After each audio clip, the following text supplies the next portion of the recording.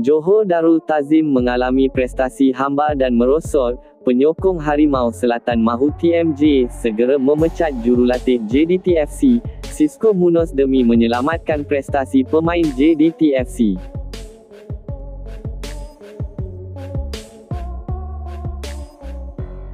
Tetapi, sebelum kita meneruskan, jangan lupa untuk like, komen dan subscribe saluran ini, supaya anda tidak terlepas maklumat mengenai sukan bola sepak setiap harinya.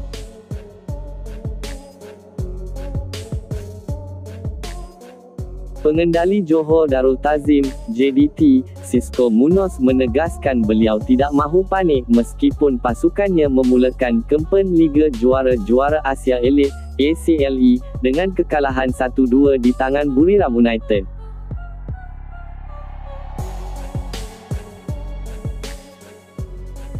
Munoz mengakui keputusan itu pahit untuk ditelan, namun percaya pengalaman di Thailand mampu menjadi pengajaran berguna sebelum melayan kunjungan kelab Jepun, Machida Zelvia pada 30 September ini.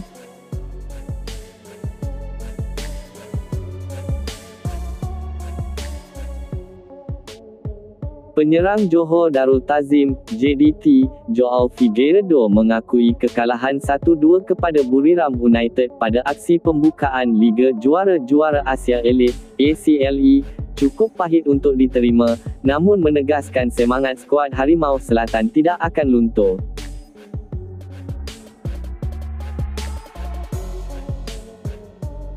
Pemain warisan Harimau Malaya itu berkata, segala persiapan taktikal dibuat dengan teliti sebelum berkunjung ke Thailand, malah setiap pemain menunjukkan komitmen penuh, tetapi nasib jelas tidak memihak kepada mereka.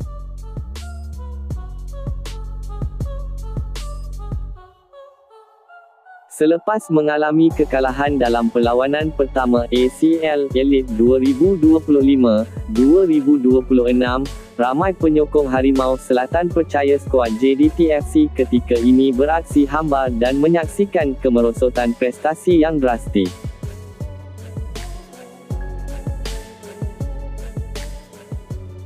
Penyokong Johor Darul Ta'zim dikritik hebat kerana menggesa pemilik JDT-FC, Tunku Mahkota Johor segera mencari jurulatih baharu bagi mengembangkan lagi potensi bola sepak kelab itu.